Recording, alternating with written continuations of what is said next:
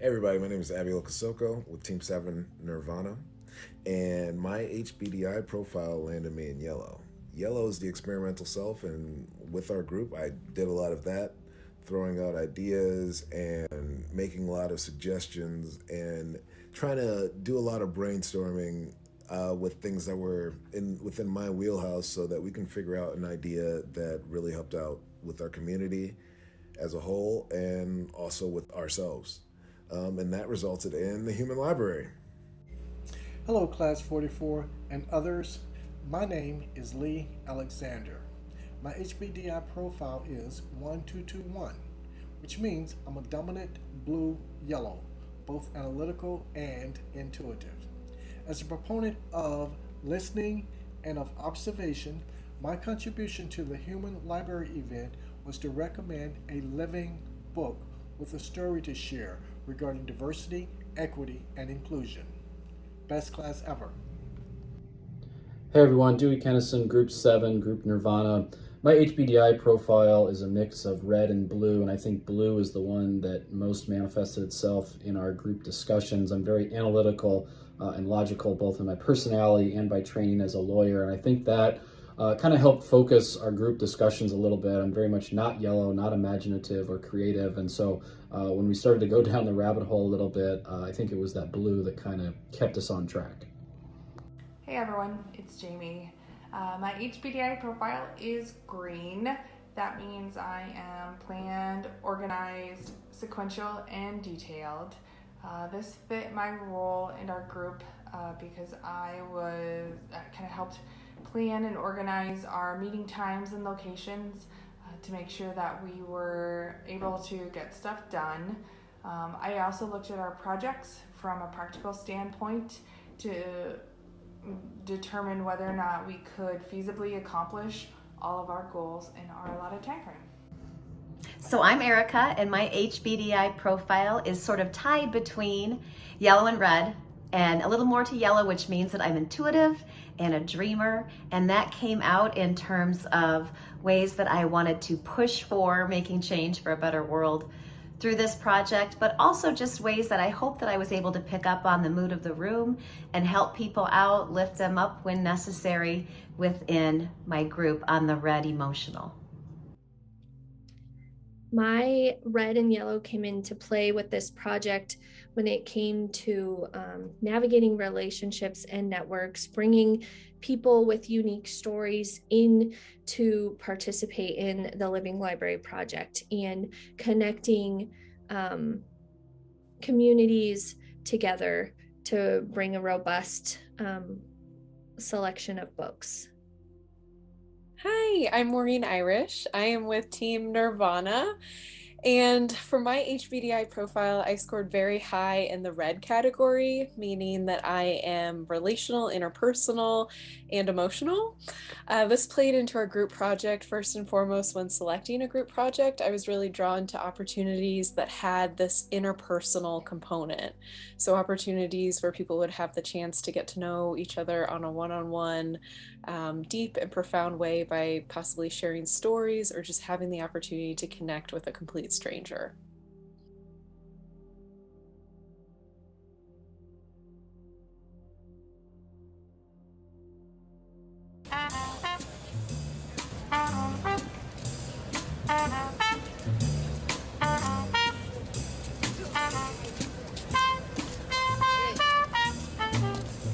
To meet people and to have that conversation with people, I think it's better to than just read in a book and hear about them in the news.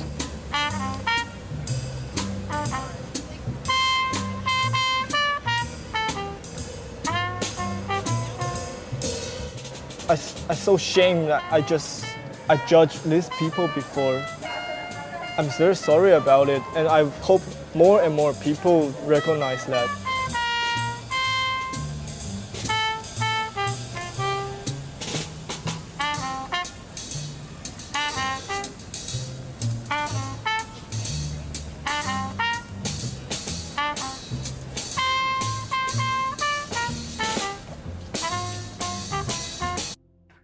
Well, we are with Zach Smith, who was one of the books for the Living Library at the UNO campus, and just had a couple questions for you, Zach. The first one was, what do you hope that your readers got out of this experience with you as a book? First, thanks for the opportunity to be a book. It was an amazing experience. What I hope the readers got out of me as a book is some understanding of what it means to be a part of a community, and then come out of that community and kind of transition one's life. My story was one of many transitions of coming out of one place and one group going into another place and another group, and how I navigated those transitions. Several of the people I had the pleasure of speaking with had similar experiences, and so we were able to converse about how to move from one place to another, how to position oneself differently, especially, from your family of origin or your kind of upbringing, things like that. And I had several people who had never had known about, people from my background, but had never met anyone from my background. And so they were able to kind of get an understanding of why people from my particular background might think or do some of the things that they do, and maybe humanize them a little bit more. Especially, some of them have definite ideas. People from my background have definite ideas that are often bigoted and come across as problematic. So trying to explain some of that so that people see them as humans, and then can maybe help move them forward as people, right? Yeah. What did you get out of this experience by being a book? It was wonderful. I had so much fun. I got a couple things out of it. One was, and it's kind of selfish, but one was the ability to reflect on my own journey and my own story, my own background, in a way that I hadn't been able to before, right?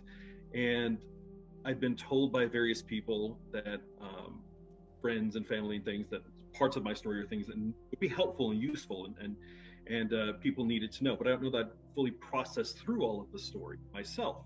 And through doing this, selfishly, I was able to process through some of it, and came out on the other side. It's almost like a marathon therapy session, telling this over and over again. It was very good.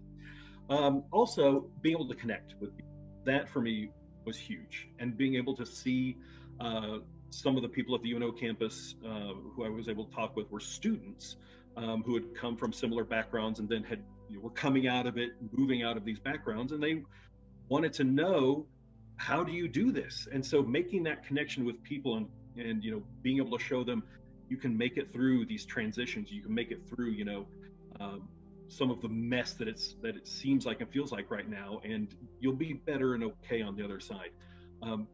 Making those connections reminded me that this is a very common story, right? That this is a very common story. People leaving their families of origin, leaving their backgrounds, leaving their upbringing, and becoming their fullest, best, realest selves. Sometimes that metamorphosis, right, hurts. And so being able to share that pain together, and still some of the metamorphosis that I'm going through and some of the effects of that is still painful, and to see them and going through that and sharing that pain together, that was very moving. I like that. Awesome. Anything else you wanted to share? It was an amazing experience. It has actually helped me remember that it is important to understand who people are and where they come from, instead of lumping them into large groups and saying, that person X from region Y is always Z, or person who votes with this particular political party is always this way. Maybe that's true, right? But it's not all the story, and there's nuance there, and there's the humanity to it. Coming out of this has reminded me and taught me more about the individual humanity of us all, that we're not a monolith. Well, thank you so much. Thank you, Erica, so much. Hi, I'm Lisa Schultz. I use she, her pronouns. I'm the Training and Education Director with the Women's Fund of Omaha. And what was your what was it that you hoped your readers would get out of their experience? Sure. Well, I focused on comprehensive sex education, given a lot of the challenges we've had, well, since the beginning of my career over 20 years ago, but most notably in the last couple of years in terms of sex ed advocacy and advocating for Nebraska health education standards. So the focus was really normalizing sex education and helping folks understand what it means to be a sex educator and to have these conversations both in schools and in community. And I really, honestly, I think I came to it hoping that we could normalize conversations around sex education, but honestly, it was more personal than that. And what I ended up really hoping for every person that we had a conversation with is that they felt validated and that they felt not alone, because what ended up happening is many people came to me asking questions and needing resources because of their own really crappy sex education growing up and really needed to be affirmed.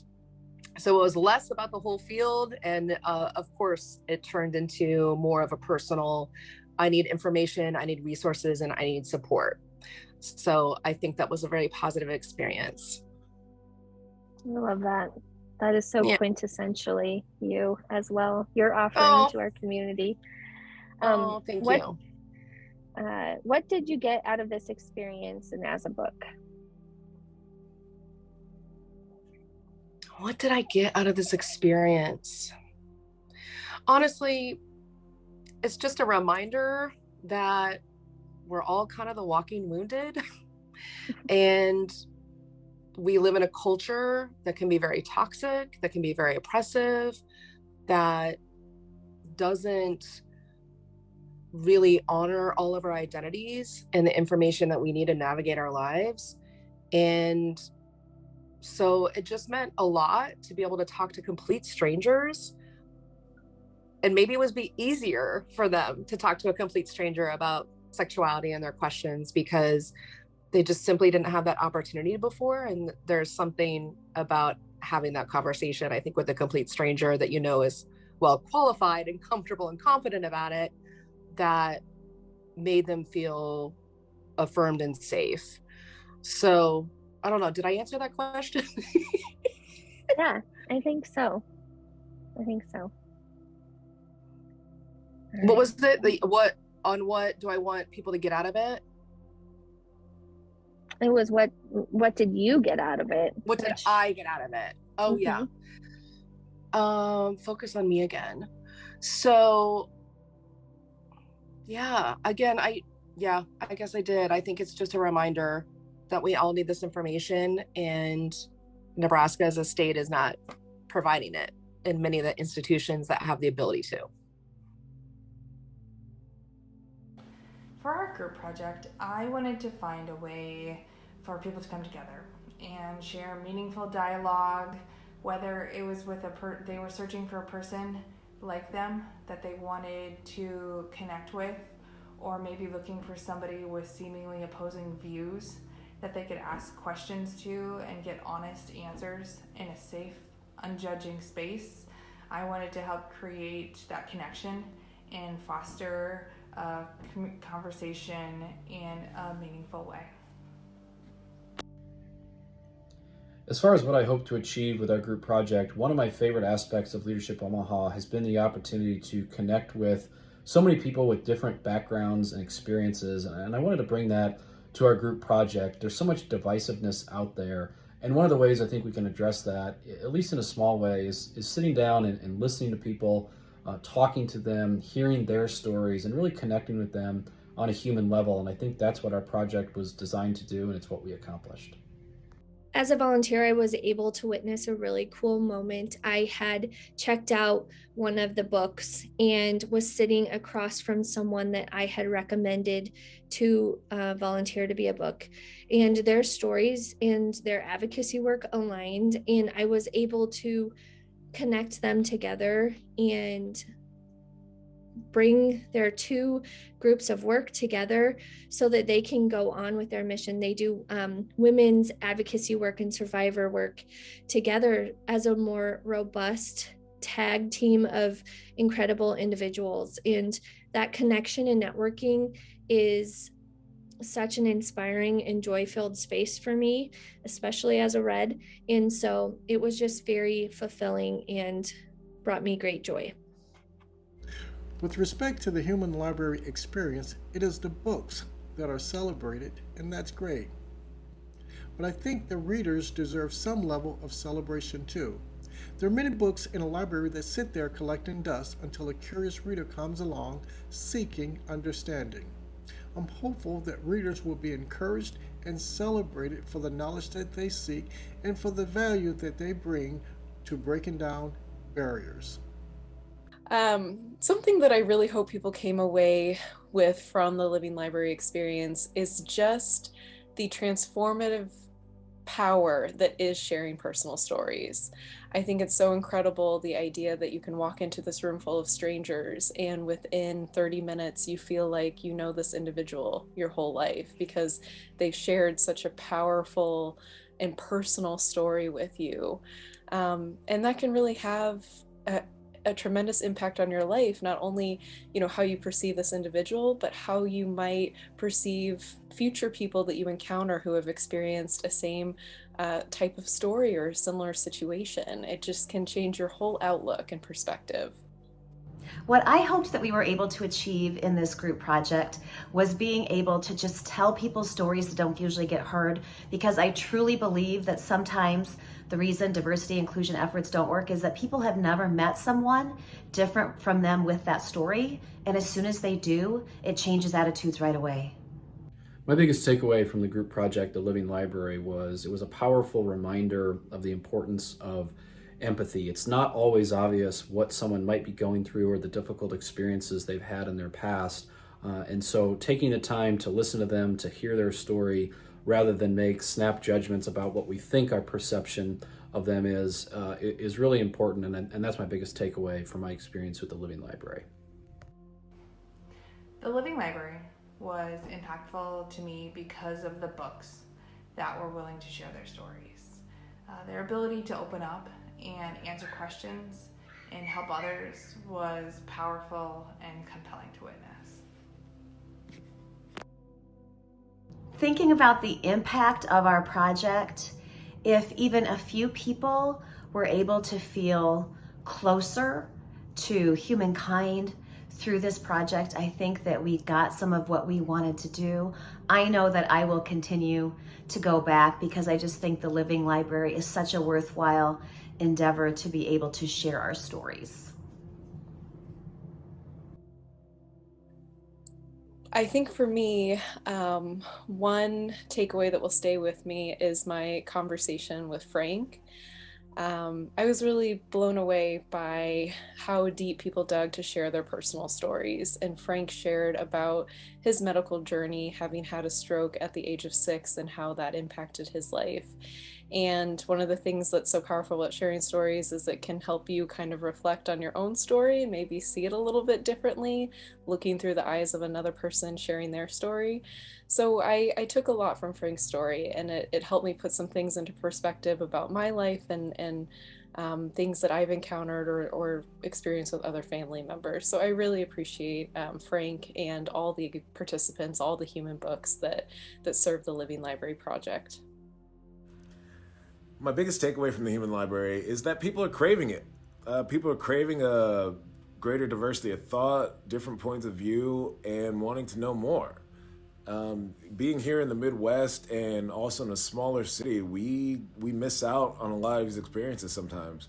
And sometimes the main point of view that people are seeing is that which governs our land, which is really conservative.